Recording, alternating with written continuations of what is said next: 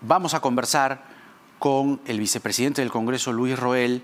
Luego están Daniel Olivares, Carmen Omonte, el doctor César Nakazaki y la doctora Beatriz Ramírez. De fondo el análisis, la mirada desde fuera, pero no menos desprolija de la situación y la mirada constitucional de las cosas.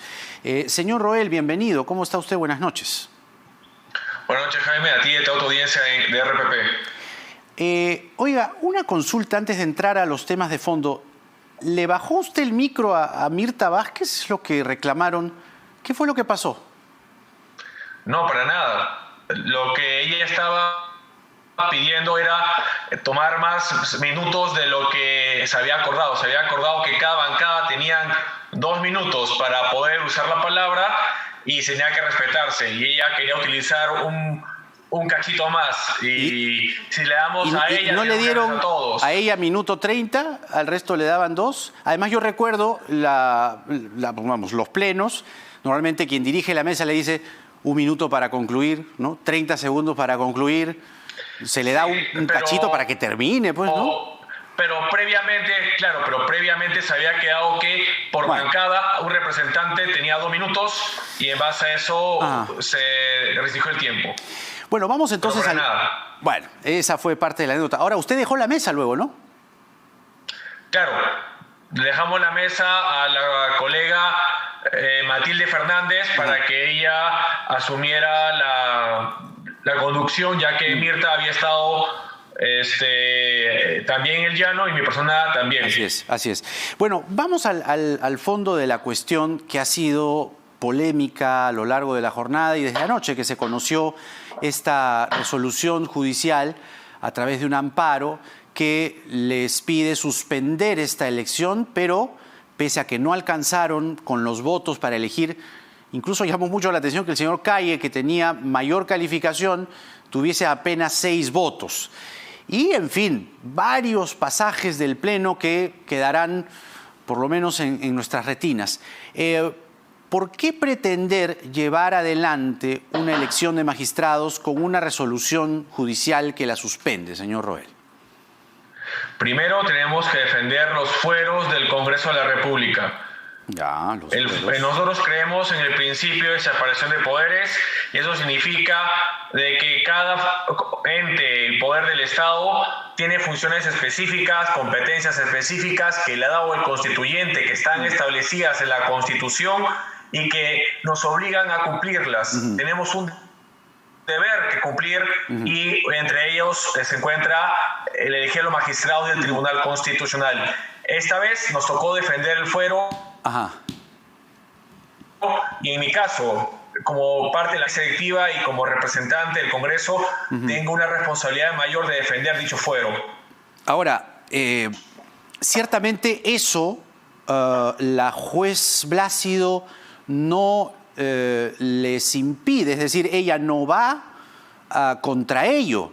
De hecho, en la resolución, que estoy seguro que usted la ha leído, allí ella reconoce el derecho que ustedes tienen, la prerrogativa que ustedes tienen, pero también existe, y usted también lo sabe porque es experto constitucionalista, que el Estado de Derecho y el control constitucional son parte justamente del equilibrio de poderes y antecedentes de resoluciones judiciales que limitan ciertas acciones por el control constitucional del Congreso existen. Javier Ríos, cuando quiso ser magistrado, ¿se acuerda? Con lo del Fiesta, con Mantilla, el Poder Judicial activó una resolución y Ríos no pudo asumir. Y nada que decir del caso García o el caso Díez-Canseco. ¿Por qué persistir y no acatar esto que los expertos llaman control constitucional, señor Roel? Para empezar, las comparaciones con las medidas dictadas por el Poder Judicial, en el caso Díez-Canseco, que era una sanción ética, y en la investigación de la megacomisión del expediente del que expresidente Alan García, en ninguno de los casos se remetía a una prerrogativa como la elección de magistrado del Tribunal Constitucional. Pero el caso de Javier Ríos sí. En un caso. ¿El caso de Javier Ríos sí? En el caso de Javier Ríos Castillo, que es el que entonces mencionó, lo que pasó fue que él mismo, fue el mismo Congreso quien reculó dejó sin efecto las designaciones y volvió por medio de una resolución judicial. ¿Hubo una resolución del Poder Judicial? Sí, Jaime, hubo una resolución del Poder Judicial, pero antes de eso, el mismo Congreso de la República fue quien reculó, dejó sin efecto las decisiones y nombró a nuevos magistrados.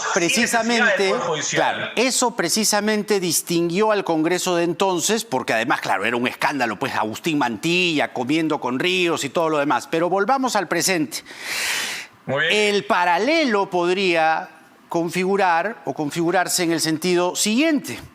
El reglamento de elección de magistrados del Tribunal Constitucional, en su artículo 35, cuando habla de la calificación de la entrevista, dice que los miembros de la comisión especial califican de manera individual la entrevista de cada uno de los postulantes de forma tal que asignan un puntaje. La calificación debe estar motivada, las notas deben estar motivadas. Y yo he ingresado otra vez a la web y sigue solamente las notas. La pregunta sería, ¿por qué en el transcurso de todo toda esta discusión, por qué no colocar, aunque sea ya de última, ¿no?, como rezagado, por lo menos no colocar la sustentación? ¿Eso no es falta de transparencia? Nada que ver, porque lo que ha señalado el presidente de la comisión, Rolando Ruiz, que tiene 3 pedidos de acceso a la información pública respecto de los documentos del proceso, los cuales él va a entregar, porque hemos señalado que este es un proceso transparente y que si el ciudadano u otra entidad requiere la información, se le va a entregar. No, es que eso no dice el reglamento. Lo que dice el reglamento es que se tiene que publicar. No necesariamente cuando alguien la pida, sino es parte de los requisitos de elección de magistrados que la calificación y la motivación se publican. Lo que se ha publicado, como bien tú has señalado, son todas las notas, mientras cada etapa era conclusiva. Claro. Sobre las motivaciones que han tenido para colocar la nota, lo que yo tengo entendido, lo que ha señalado el congresista Rolando Ruiz y en la exposición de su informe el día de hoy, es de que todas estas motivaciones ya las tiene, que si bien, como tú bien mencionas, se puede subsanar, pero ¿por qué el señor Ruiz no las publicó?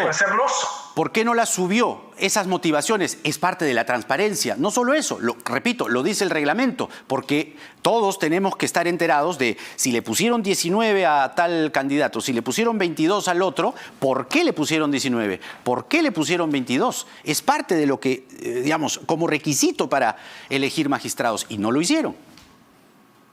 Yo creo que esos son elementos que se pueden mejorar en el procedimiento de elección de magistrados.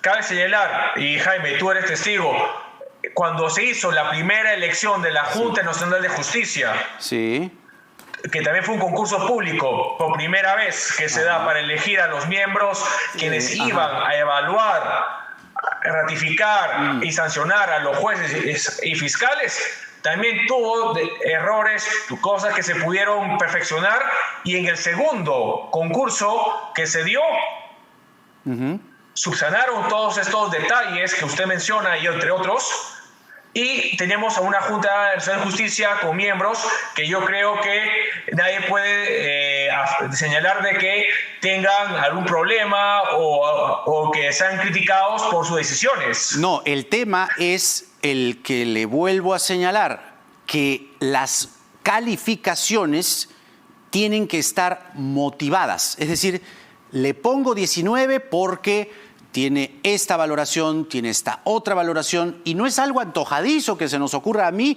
o legalista, como nos decía anoche el congresista Combina, sino que, repito, lo dice el reglamento. Ahora, ustedes le pidieron a la comisión del señor Ruiz transparentar las motivaciones, el detalle de las calificaciones, porque ¿cómo votan si no?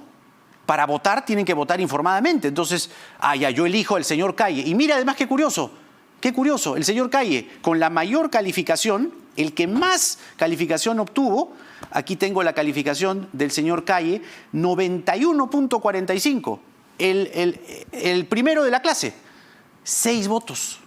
¿Cómo puede ser eso? Probablemente no había la información, pues. No necesariamente, estimado Jaime. acuérdense que si bien la comisión especial nos presenta una terna con notas tanto basadas en su hoja de vida profesional y académica, además de la entrevista, hay una valoración política que hace el Pleno del Congreso de la República. El Pleno del Congreso de la República se ha pronunciado respecto de que puede ser un candidato que tenga notas excelentes, pero que tal vez no cumpla con estándares que el Pleno del Congreso considera necesario para ser magistrado del Tribunal Constitucional. Eso es precisamente lo que aclara una motivación, ¿se da cuenta? Si hay una motivación escrita y publicada, los congresistas dicen, ah, caramba, este señor... Ahora, usted habla de mejorar. Qué bueno que se deba mejorar, siempre todos queremos mejorar. Pero justamente el espíritu de la resolución de la juez Blásido apunta a ese sentido. Apunta al sentido de decirles, suspéndanlo, porque no están cumpliendo el reglamento, y mejórenlo. Lo que usted está diciendo. Usted está diciendo, mejoren eso. Y persisten más bien en elegir magistrados con esta omisión, y yo no sé si falta, al reglamento de elección de magistrados. ¿O es que hay congresistas que dijeron, prefiero no votar, ¿no? Porque pueda ser que nos caiga después una denuncia? Porque si hay una resolución judicial, estamos hablando de palabras mayores, ¿no cree? Estimado Jaime, primero, lo que tú mencionas, tanto en esta entrevista como en la anterior, respecto a una interpretación de que en el reglamento se exige la publicación de todo, sobre todo las motivaciones, esa es una interpretación que tú le haces y que son interpretaciones que ha hecho también la jueza. Lo que el reglamento dice es de que se publiquen las notas motivadas. Las motivaciones pueden ser presentadas tanto en informes, en expedientes que pueden ser alcanzados a los congresistas, como también pueden ser pedidos por transparencia, o inclusive si el presidente y la comisión desearan, pudieran subirlos a la página del Congreso de la República. En relación a lo que tú mencionas de la medida cautelar, porque es una medida cautelar, no es una resolución judicial sobre el fondo. Sí, pero una medida cautelar se acata también, no es que no se acate, ¿no? Digo. A lo que voy, Jaime, es de que lo que busca la juez no era mejorar el proceso de selección de magistrados, era impedir la elección, y ahí está la invasión al fuero parlamentario. Pero ella no dice en su resolución que impida, ella dice suspenda hasta que esto se corrija, lo dice la resolución. A ver, Jaime, lo que la jueza no puede hacer, y además una jueza supernumeraria, una jueza que no de carrera, una juez que ha sido elegida a dedo por parte de la Corte Superior, no puede decirle al Congreso de la República a interferir en sus fueros parlamentarios, en su deber, porque lo que tú mencionaste al inicio es un error. Porque decir que la elección de magistrados es un derecho, no lo es. Es un deber constitucional. Bueno, un derecho y un deber, si quiere usted. O sea, ustedes tienen el derecho de elegir, y si quieren el deber, pero si hay una resolución, uno dice, aguanta, ¿no? Esto es control constitucional, es equilibrio de poderes. No es que el Poder Judicial no tenga vela en este entierro. Hay una medida cautelar. Yo lo entiendo, pero esa medida cautelar, estimado Jaime, no está debidamente fundamentada.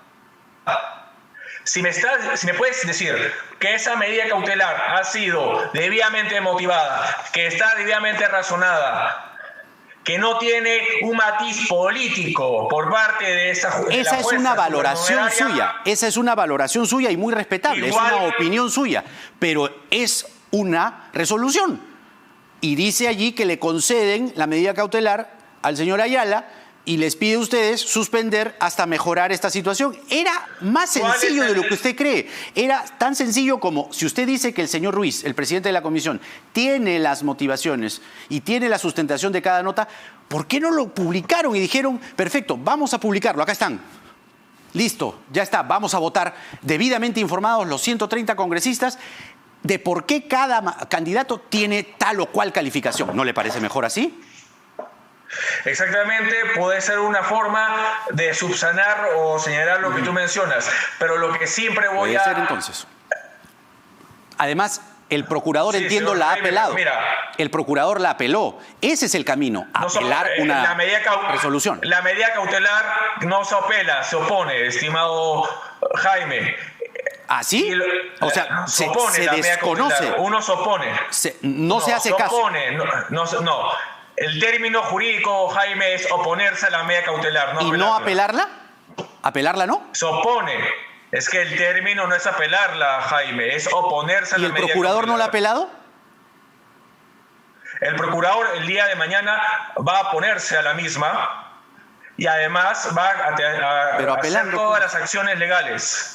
Muy bien. Se quiere decir apelar, pero el término no es el más correcto. Muy bien, muy bien. Mañana entonces ustedes continúan, persisten en elegir magistrados y veremos qué es lo que ocurre. Estaremos muy atentos. Gracias. Tampoco hemos dicho eso.